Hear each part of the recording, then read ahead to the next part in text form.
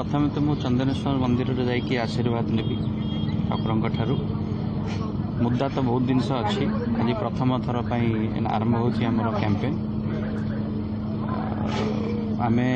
4-5टी मुद्दा को लेकिन समस्त पाक गले गोटे जो 72,000-6,000 टंका प्रति मास गरीब परिवार को जो मिल चाषी ऋण छाड़ 2,600 टंका जो MSP प्रति घर रे गोटे गोटे चाकरी सरकारी हो बेसरकारी बहुत गोटे जो आम मैनिफेस्टो बहुत सब वर्ग जो अच्छी आम नहीं मुद्दा को ओह्लैबू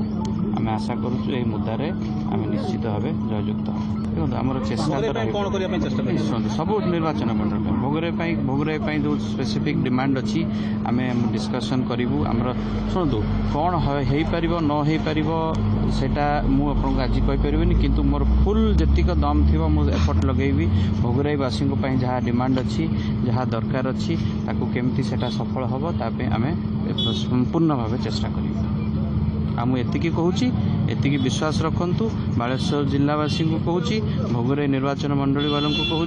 आपड़ जदि मत जययुक्त करके आसबे आ गोटे जिनस भी भेड़ा देवी ना जी दम लगे जहाँ चेष्टा करी हम भोगराईवासी चेष्टा करी।